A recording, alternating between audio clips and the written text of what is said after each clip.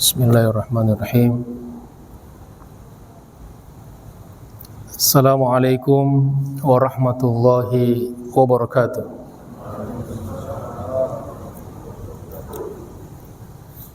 Mendengar jawabannya, nampaknya ada yang sudah ngantuk ya.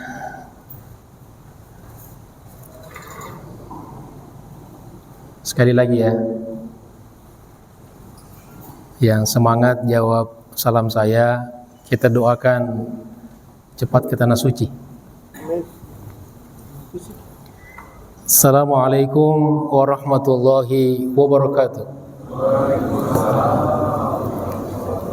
Insyaallah semua kita yang hadir di sini bisa ke tanah suci ya.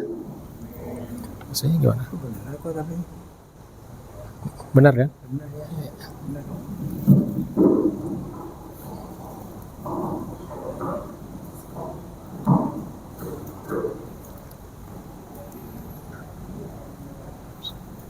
Alhamdulillah.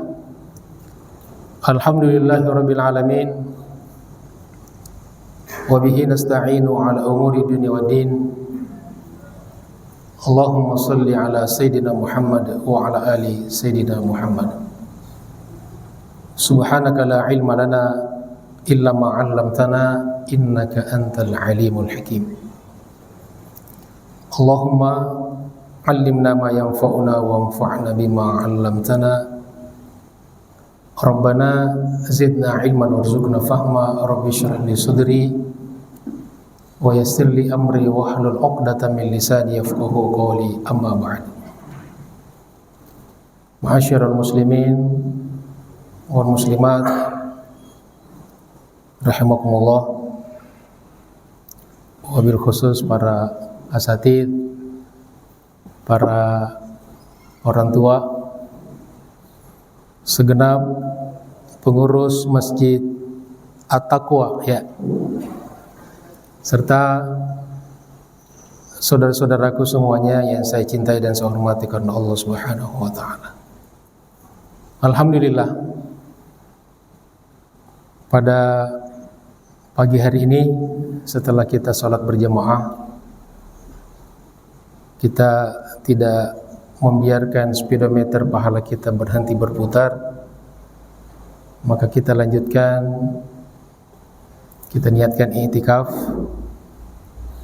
Dan memang kita i'tikaf di masjid ini. Kemudian juga silaturahim, man sarrahu ayyubu satalahu fi rizqihi wa yunsa'alahu fi atharihi falyasil rahimuhu. Barang siapa yang mau dilapangkan rezekinya dan diakhirkan ajal kematiannya, maksudnya dipanjangkan umurnya, hendaklah dia senantiasa bersilaturahim. Hadis riwayat Al-Bukhari. Dan yang tidak kalah pentingnya juga adalah kita niatkan untuk talabul ilmi. Man kharaja fi talabil ilmi fa huwa fi sabilillahi hatta yarji'. Barang siapa yang keluar, yang pergi untuk mencari ilmu, untuk belajar, maka dia berada di jalan Allah sampai pulang. Makanya kalau mau selalu di jalan Allah, jangan pulang-pulang ya. Terus mau kemana? Itu kemuliaan orang yang senantiasa belajar dan menuntut ilmu. Mudah-mudahan sekecil apapun ilmu yang kita dapatkan, dimanapun kita menuntut ilmu, dari para guru-guru kita, semoga ilmu yang kita dapatkan menjadi ilmu yang bermanfaat dan berkah dunia akhirat, insyaallah. Jamaah sekalian dirahmati Allah Subhanahu wa taala, tema kita pada kesempatan ini yaitu kemuliaan dan keagungan berbakti kepada kedua orang tua. Jamaah sekalian, ada satu fenomena yang kita amati, yaitu tidak jarang antara ibadah kita secara ritual itu seringkali tidak matching. Apa tidak matching itu? Tidak serasi atau tidak seiring, tidak sebanding dengan akhlak kita. Termasuk di antaranya akhlak kepada orang tua. Ya. Bahkan seringkali ada yang semacam mengeluh, Ustaz, ada orang dulunya hangat dalam persahabatan, ceria, tetapi setelah dia belajar rajin ngaji, loh kok malah jadi kayak kurang hangat, kayak menjauh gitu ya. Padahal mestinya semakin kita belajar, semakin banyak ilmu yang kita dapatkan dari guru-guru kita, mestinya seiring dengan akhlak kita, termasuk akhlak kepada kedua orang tua kita. Maka karena ini adalah akhir Ramadan, kita banyak di masjid i'tikaf, kata ulama atau guru-guru kita, di antara amalan-amalan unggulan kita ketika beriktikaf ada salat-salat sunnah, ada tilawatul Quran, doa, zikir, kemudian muhasabah. Nah, mungkin salah satu yang harus kita jadikan sebagai salah satu bahan muhasabah adalah akhlak kita kepada kedua orang tua kita. Mudah-mudahan bermanfaat. Jamaah sekalian dirahmati Allah Subhanahu wa taala, kalau kita lihat di luar Islam pada umumnya, itu manusia dipandang sebagai makhluk ekonomi. Ya, homo economicus, yaitu seseorang dihargai, dihormati karena punya harta, karena menghasilkan secara ekonomi. Ya. Nah, sehingga ketika seseorang itu sudah tidak berdaya, sudah tidak produktif, ya, sudah uzur, maka serta-merta tidak ada lagi nilainya di masyarakat, bahkan di pandangan keluarga mereka. Kalau orang tua, di mata anak-anak mereka, maka tidak jarang ya mereka ada mempanti jompokan orang tuanya kan, karena dianggap sudah tidak punya nilai, tidak berharga lagi. Karena manusia dilihat sebagai makhluk semata-mata makhluk materi.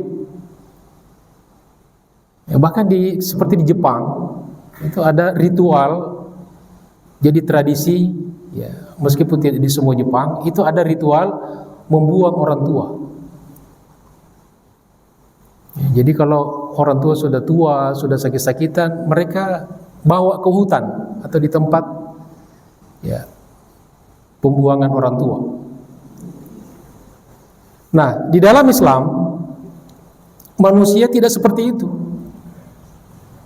Manusia itu makhluk yang terhormat, makhluk yang dimuliakan oleh Allah Subhanahu wa taala. Dan orang tua semakin tua semakin terhormat, semakin dimuliakan. Di mana letak kemuliaan dan keagungan posisi orang tua di dalam Islam itu? Di kesempatan ini akan kita lihat dalam beberapa hal. Yang pertama, bahwa perintah berbakti kepada kedua orang tua itu datang berbarengan dengan perintah beribadah kepada Allah Subhanahu wa taala. Ini kita bisa lihat misalnya di surat An-Nisa ayat 36. Surat keempat ayat 36, A'udzubillahi minasyaitonirrajim. Wa'budullaha wa la tusyriku bihi syai'a. Wa'budullah, dan sembahlah Allah. Ibadahlah kepada Allah. Itu perintah dari Allah. Sembahlah Allah. Wa la tusyriku bihi syai'a, dan janganlah kalian menyekutukannya dengan sesuatu apapun. Itu tauhid. Kemudian wabil walidaini ihsana, dan kepada kedua orang tua hendaklah berbakti, berbuat baik, bahkan berbuat yang terbaik. Jadi dua-duanya perintah Allah Subhanahu wa taala. Ya. Jadi ketika kita berbakti kepada kedua orang tua kita, maka kita sedang menjalankan salah satu perintah Allah Subhanahu wa taala. Sama dengan kita ibadah. Sama kita sholat, berdoa, zikir, ya, dan ibadah-ibadah yang lainnya. Jamaah sekalian dirahmati Allah Subhanahu wa taala. Kemudian yang kedua, bahwa berbakti kepada kedua orang tua adalah salah satu wasiat Allah Subhanahu wa taala kepada umat manusia. Ya, jadi wasiat Allah kepada manusia.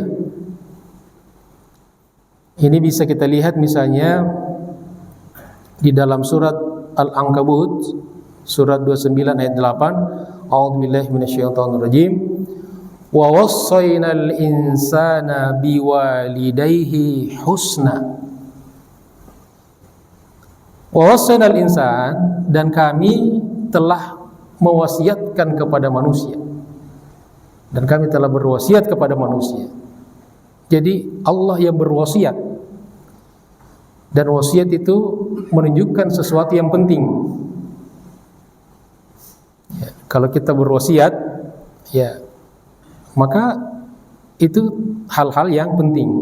Misalnya orang tua sebelum wafat, sebelum meninggal berwasiat, tentu yang diwasiatkan itu hal-hal yang besar, hal-hal yang penting. Ya, hal-hal yang remeh-temeh tidak diwasiatkan itu. Maka wasiat Allah ini hal yang sangat penting, butuh perhatian, penting juga. Apa itu wasiatnya? Biwalidayhi husna, agar berbuat baik, berbuat ihsan, berbuat yang terbaik, berbakti kepada kedua orang tua. Jadi berbakti kepada kedua orang tua itu adalah wasiat Allah. Ya. Wasiat Allah yang memang salah satu tema besar dan tentu membutuhkan perhatian besar.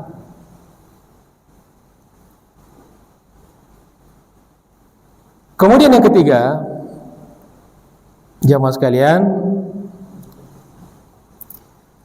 bahwa di dalam Al-Quran, ini kata Abdullah bin Abbas, sahabat Nabi Abdullah bin Abbas, wafat tahun 68 Hijriah. Beliau berkata, Salasu ayatin nazalat makrunatan bi salas. Jadi di dalam Al-Quran ada 3 ayat yang turun makrunatan bi salasin, yang berpaketan dengan 3 yang lain. La yaqbalullahu minha wahidatan bighairi qarinatiha. Allah Subhanahu wa taala tidak menerima salah satu dari keduanya kalau salah satunya tidak dilaksanakan. Karena satu paket. Jadi kalau salah satunya tidak diamalkan, maka salah satunya juga tidak efektif, tidak berfungsi, tidak bermanfaat. Apa itu? Yang pertama kata beliau di surat An-Nisa ayat 59. Firman Allah, atiullaha wa atiur rasul. Atiullah, taatlah kalian kepada Allah, wa atiur rasul, dan taatlah kalian kepada Rasulullah. Itu dua perintah yang satu paket.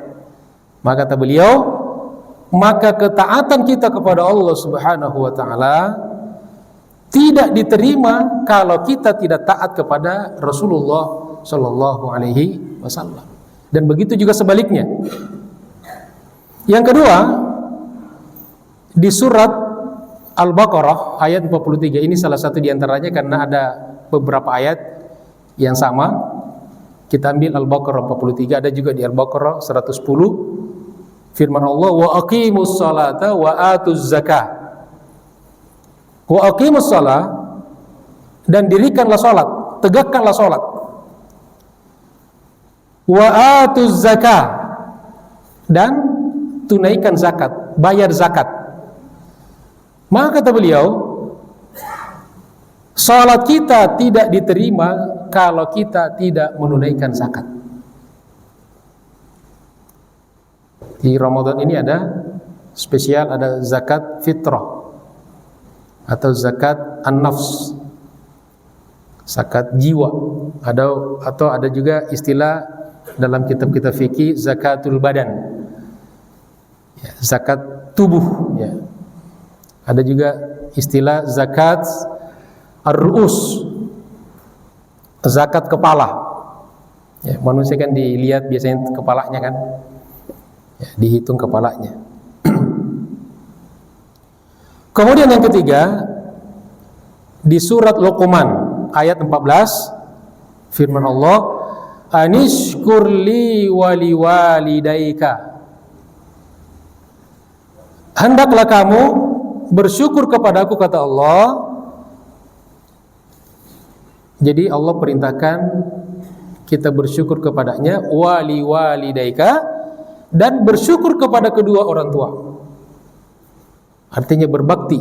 Maka kata beliau, syukur kita kepada Allah Subhanahu wa taala, bahkan ibadah kita kepada Allah Subhanahu wa taala tidak diterima selama kita durhaka kepada kedua orang tua kita. Ya, jadi ini posisi orang tua luar biasa gitu. Jadi jangan sampai kita main-main dengan orang tua. Keagungannya, kedudukannya sangat luar biasa dalam Islam. Makanya kata beliau, Nabi SAW bersabda dalam hadis riwayat Tirmidzi dari Abdullah bin Umar, ridallahi fi ridal walidain. Ridha Allah terdapat dalam ridha orang tua. Wa sukhtullah, dan sebaliknya murka Allah fi sukhtil walidain, ada pada kemurkaan kedua orang tua. Jadi itu salah satu parameter gitu kan. Masya Allah. Yang keempat, jamaah sekalian, ini tidak kalah pentingnya ini, bahwa pahala berbakti kepada orang tua lebih besar daripada jihad di jalan Allah Subhanahu wa taala. Ani bin Mas'udin qala, Ani bin Mas'udin radhiyallahu anhu qala, dari Abdullah bin Mas'ud, sahabat Rasulullah sallallahu alaihi wasallam, qala, beliau berkata, sa'altun nabiyya sallallahu alaihi wasallam, saya pernah bertanya kepada Nabi sallallahu alaihi wasallam. Jadi Abdullah bin Mas'ud bertanya kepada baginda Rasulullah sallallahu alaihi wasallam. Apa kata beliau? Ayyul amali ahabbu ilallah, amal apa yang paling dicintai oleh Allah? Qala, maka Nabi menjawab, Nabi bersabda, as-salatu ala waqtiha. As-salatu ala waqtiha, salat pada waktunya. Ada di antara penjelasan ulama, salat di awal waktu. Jadi ada paling tidak dua penjelasan, ada karena hadis-hadis, ayat-ayat itu kita harus pahami maknanya dari penjelasan ulama. Ya, fas'alu ahla dzikri in kuntum la ta'lamun. Ya, tidak bisa kita hanya baca terjemahan lalu kita simpulkan sendiri. Kita diperintahkan kalau nggak paham tanya ahlu dzikri, ulama. Ya, rujukan kita tentu pada ulama-ulama dari sahabat Nabi, dari tabi'in, tabi'in. Itulah generasi salafus soleh. Maka kita harus baca tafsir, baca syarah hadis. Nah, itu penjelasannya. Jadi sholat pada waktunya atau sholat di awal waktu itu amal yang paling dicintai Allah Subhanahu wa taala. Qultu tsumma ayyu? Aku bertanya lagi, kemudian apa lagi ya Rasulullah? Qala, beliau menjawab, birrul walidain. Berbakti kepada kedua orang tua. Qultu tsumma ayyu? Aku bertanya lagi, kemudian apa lagi ya Rasulullah? Qala, beliau bersabda, al jihadu fi sabilillah. Nah, kata ulama di antara penjelasannya bahwa berdasarkan hadis ini, maka di sini kalau sesuai berdasarkan urutannya, maka posisi bakti kepada orang tua setelah salat dan sebelum jihad di jalan Allah Subhanahu wa taala. Hadis muttafaqun alaihi, Bukhari nomor 527 dan Muslim nomor 85. Ini bisa kita lihat juga dalam kitab Nuzhatul Muttaqin, salah satu syarah dari kitab Riyadhus Shalihin yang kita kaji di masjid kita ini setiap Senin Ganjil ya, pekan Ganjil. Ya, di situ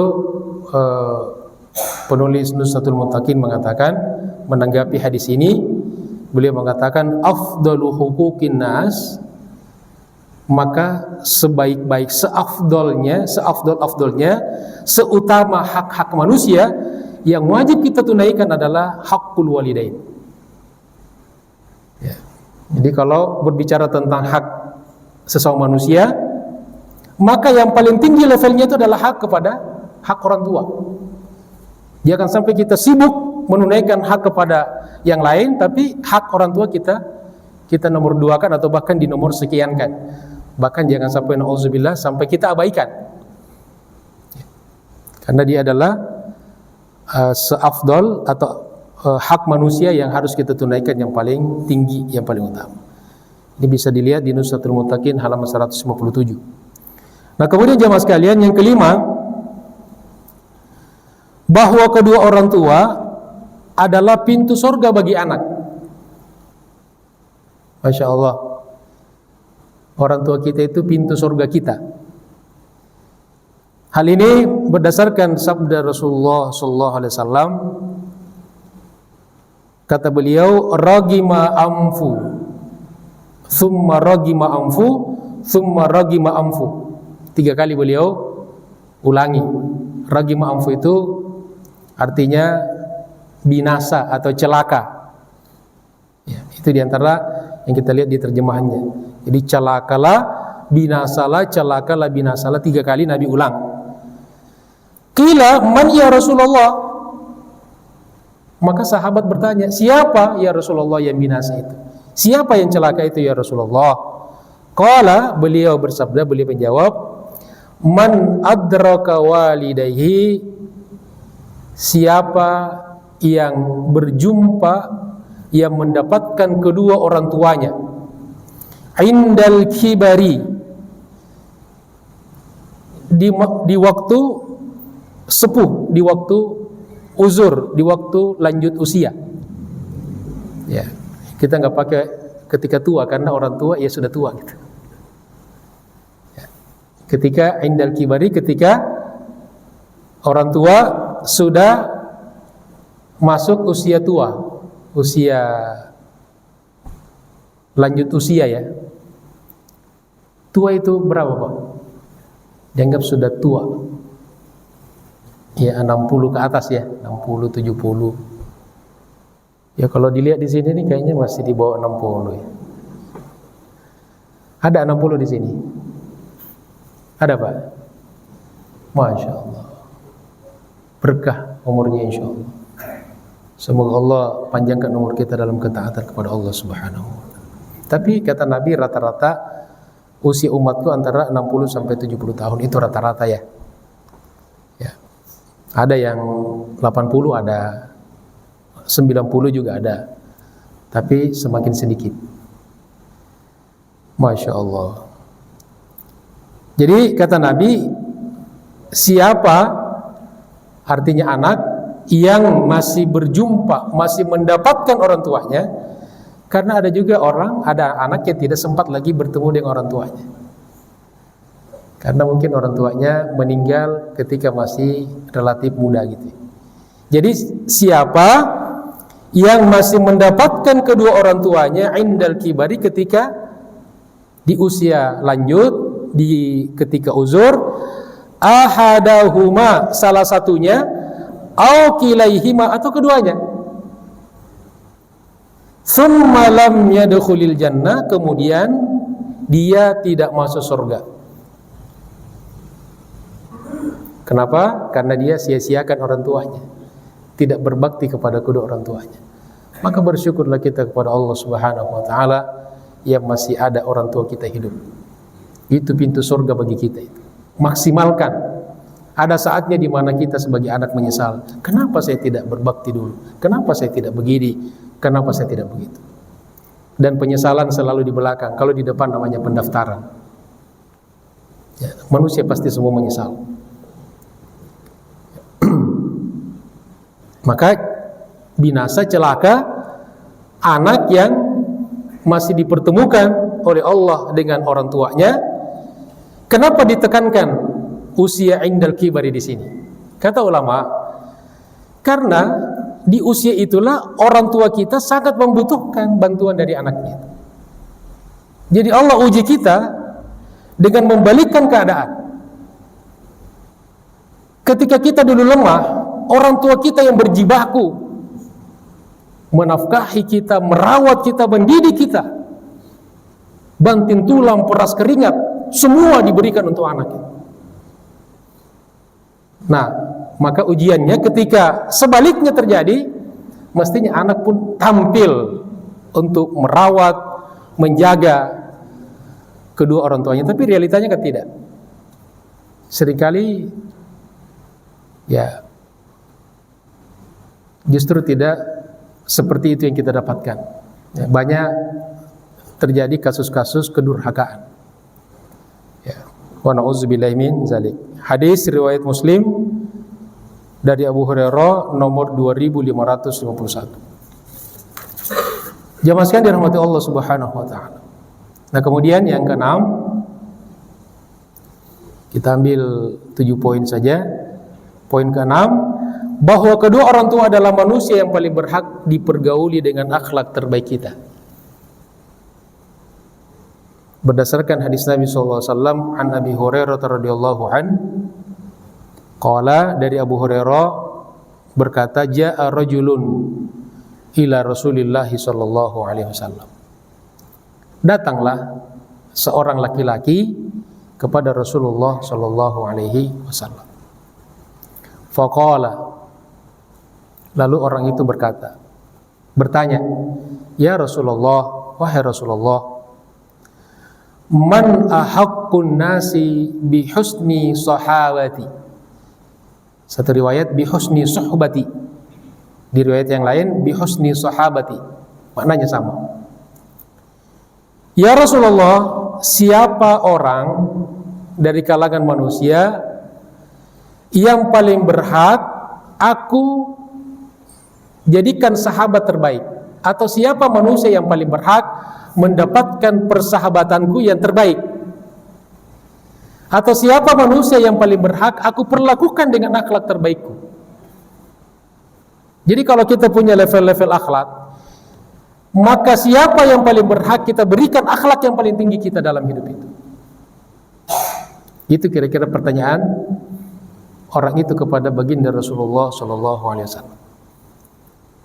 Nah, kita secara amalia sehari-hari kan kita bisa jawab masing-masing kan. Selama ini akhlak terbaik kita itu kita kasih siapa?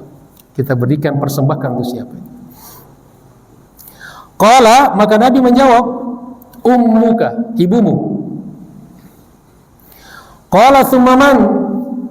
Dia bertanya lagi, kemudian siapa? Qala ummuka, kata Nabi, ibumu. Qala thumma man? Dia bertanya lagi, kemudian siapa? Qala ummuka. Qala thumma man? Dia bertanya lagi, kemudian siapa? Qala abuka. 3 kali Nabi menyebut ibumu, 1 kali menyebut bapakmu, ayahmu. Apa artinya? Kata ulama, ini bukan untuk membeda-bedakan antara ayah dengan ibu. Itu bukan kesimpulan yang benar. Jadi bukan berarti ibu yang kita muliakan, ayah tidak. Dalilnya mana? Karena ayah cuma 1, ibu 3. Bukan begitu pesannya. Nah, kata ulama, pertama, hadis ini menunjukkan pada kita bahwa kedua orang tua kita adalah orang yang paling berhak mendapatkan akhlak terbaik kita. Jadi kalau kita punya stok akhlak nih, maka yang paling terbaik itu harus kita berikan kepada kedua orang tua kita. Nah, lalu kenapa ibu disebutkan 3 kali dan ayah 1 kali? Nah, di antara penjelasan ulama, itu karena ibu melakukan 3 hal yang tidak akan bisa dilakukan oleh bapak untuk selama-lamanya. Apa itu? Pertama, mengandung. Ada nggak bapak bisa mengandung? Kalau sekedar besar perut, banyak, saya juga besar perut. Tapi bukan mengandung saya. Ya mungkin lemak atau kebanyakan makan gitu. Yang kedua adalah melahirkan. Ada nggak bapak bisa melahirkan? Tidak bakalan. Dan yang ketiga, menyusukan. Ya walaupun kita laki-laki punya susu, tapi nggak bisa menyusukan. Itu tiga hal itulah yang tidak bisa dilakukan oleh bapak dan hanya bisa dilakukan ibu. Makanya Nabi berikan kepada ibu 3, bapak 1. Ya. Tapi sebagian ulama mengatakan, seandainya seorang anak, ini dari kita ambil sedikit aspek hukumnya. Jadi berdasarkan hadis ini, kalau misalnya ada seorang anak, kemudian anak ini wajib menafkahi kedua orang tuanya, tetapi nafkah yang dia miliki itu hanya untuk 1 orang, jadi cukup hanya untuk menafkahi 1 orang, maka dia dahulukan ibunya. Ya, dia dahulukan ibunya. Tapi kalau misalnya kasih ibu, kemudian kata ibu, bagi 2 aja, kasih bapak. Jamaah sekalian dirahmati Allah Subhanahu wa taala. Kemudian yang terakhir, yang ke-7, bahwa doa anak yang berbakti kepada kedua orang tuanya adalah diijabah oleh Allah Subhanahu wa taala. Dahsyat. Dan sebaliknya, jangan heran kalau ada orang berdoa kepada Allah tapi kok rasanya saya tidak dikabulkan ya. Ya, salah satu yang harus kita koreksi, jangan-jangan akhlak kita kepada orang tua kita buruk. Nah, dalilnya diantaranya sebuah kisah yang diceritakan Nabi SAW. Kita juga bahas dalam kitab Riyadhus Shalihin. Salah satu yang kita baca, sering baca, ya karena yang kitab-kitab hadis yang sering kita baca kan Riyadhus Shalihin, Bulughul Maram, ya yang paling kecil Arba'in Nawawiyah. Jarang-jarang di antara kita yang punya kutubus sittah, Bukhari, Muslim, Tirmidzi, Abu Daud, Ibnu Majah dan sebagainya. Ya lumayan lah. Nah, jadi yang kita sering baca di antaranya di Riyadhus Shalihin, kisah ada 3 orang yang melakukan satu perjalanan. Nah, kemudian karena ketiganya kemalaman atau mungkin kehujanan, maka mereka kemudian memutuskan untuk berteduh di dalam salah satu gua. Dalam salah satu gua di satu pegunungan atau satu pebukitan gitu. Nah, ketika ketiganya sedang ada di dalam gua itu, tiba-tiba ada batu besar menggelinding dari atas gunung dan kemudian jatuh pas menutupi pintu gua di mana ketiganya berada. dan mereka tidak bisa keluar, mereka terjebak. Ya, musibah kan? Musibah. Ya. Lalu singkat cerita, mereka bertiga mengatakan tidak ada yang bisa menyelamatkan kita dari tempat ini, tidak ada yang bisa menyelamatkan kita dari musibah ini kecuali Allah Subhanahu wa taala. Maka mari kita berdoa. Jadi doa ini dahsyat. Ya, kita harus banyak berdoa, terutama di waktu-waktu mustajabud doa. Antara azan dan qomat itu waktu-waktu yang dahsyat, waktu-waktu sahur. Ya, karena perintahnya, makanya rangkaian ayat tentang puasa, Al-Qur'an kemudian ditutup dengan wa idza sa'alaka 'ibadi 'anni fa inni qarib ujibu da'watad da'i idza da'an. Jadi kata ulama, erat sekali kaitannya antara Ramadan, Al-Qur'an dan doa. Apalagi di waktu-waktu sahur. Jangan banyak ngobrol, perbanyak istighfar, zikir kepada Allah. Ya ayyuhalladzina amanu udhkurullaha dzikran katsira. Zikirlah kepada Allah dengan zikir yang sebanyak-banyaknya. Maka lalu ketiganya berdoa kepada Allah Subhanahu wa taala. Nah, salah satu dari ketiganya berdoa, dia mengatakan, "Ya Allah, dulu ketika orang tuaku hidup, aku senantiasa berusaha berbakti kepada keduanya. Masya Allah. Aku selalu prioritaskan dia dari siapapun. Aku selalu membawakan apa yang dia sukai, makanan, minuman. Lalu suatu hari saya telat pulang karena ada sesuatu dan lain hal yang menghalangi dia segera pulang ke rumah orang tuanya. Dia bawakan susu kambing kesukaannya. Di sini ada susu kambing enggak? Ya. Jadi tanya orang tua kita, Bapak Ibu suka apa? Jangan hadisnya susu kambing, dikasih minum susu kambing orang tuanya. Ya, kesukaannya waktu itu kebetulan dia suka susu kambing. Orang tuanya suka durian, bawakan durian. Ya, tapi jangan diperiksa dulu kesehatannya gitu. Jangan darah tinggi kemudian kasih suruh makan durian 3 biji gitu. Bisa pingsan dia. Nah, lalu dia bawakan susu kambing kesukaan orang tuanya, dan sampai di rumah ternyata keduanya sudah tidur karena kemalaman pulangnya. Lalu dia berkata, ya Allah, saya tidak mau membangunkan keduanya, takut mengganggu istirahatnya. Coba perhatikan anak soleh. Anak soleh itu, anak yang berbakti itu kalau orang tuanya tidur, dia tidak berani ganggu. Kira-kira kita begitu gak sekarang? Gimana anak-anak kita Pak Bu di rumah itu? Ya, bangunin orang tuanya kadang-kadang.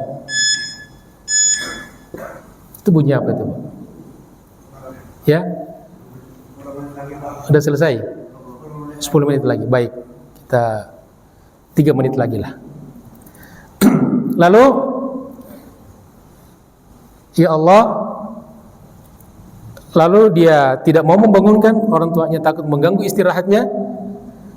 Lalu dia tunggu sampai dia bangun, padahal anak-anakku sudah merengek, menangis, minta yang bapaknya bawa itu, yang dia bawa itu. Lalu dia tunggu dan bangun orang tuanya menjelang subuh. Dia berikan kepadanya, sisanya diberikan pada anak-anak. Ya Allah, kalau ini, kalau itu aku lakukan demi untuk berbakti kepada kedua orang tuaku, semata-mata mencari ridho-Mu, maka selamatkan kami dari musibah ini dan keluarkan kami dari gua ini. Dahsyat doa anak yang berbakti kepada kedua orang tuanya.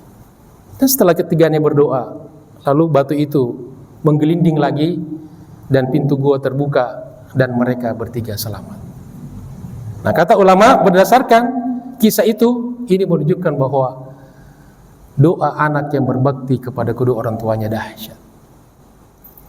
Mudah-mudahan kita semuanya insyaallah menjadi anak-anak yang senantiasa berbakti kepada kedua orang tua kita, dan Dengan demikian juga mudah-mudahan kita dikaruniakan Allah keturunan anak cucu yang juga berbakti kepada kedua orang tuanya. Dan Masya Allah, kalau jadi bakti anak kita kepada kita itu tidak jauh melenceng daripada bagaimana cara kita berbakti kepada kedua orang tua kita. Makanya Pak, kalau kita misalnya ada perlakuan anak kita yang kurang bagus sama kita, tidak usah marahin anak. Jangan salahkan anak, salahkan diri kita. Ingat bagaimana kita dulu memperlakukan orang tua kita. Itu kalau istilahnya 11-12 lah gitu kan. Enggak jauh melenceng itu. Margin errornya itu sangat sedikit, sekian persen itu. Ya. Maka kalau kita berbakti pada orang tua kita, selain itu juga kita sedang berinvestasi. Anak-anak kita pasti membalas melebihi daripada bakti kita pada orang tua kita. Wallahu a'lam. Demikianlah jemaah sekalian kajian kita pada hari ini. Mudah-mudahan bermanfaat. Apa selanjutnya? Ada sebelum kita bubar ada salat isyraq syuruq wal duha. Man shalla as-subha fi jama'atin, barang siapa salat subuh berjamaah, thumma qa'ada yadhkurullah, kemudian duduk zikir kepada Allah hatta tatlu asyams, sampai terbit matahari, thumma shalla raka'ataini, kemudian salat 2 rakaat, kanat lahu ka ajri hajjatin wa umrah, maka dia mendapatkan pahala seperti pahala haji dan umrah. Tamah 3 kali sempurna. Jangan kita keluar dari masjid ini meninggalkan tempat sebelum kita sholat 2 rakaat insyaallah. Berapa menit lagi syuruk? Ya? Berapa? 8 menit. Bisa silakan kalau ada yang mau bertanya. Tafadhal.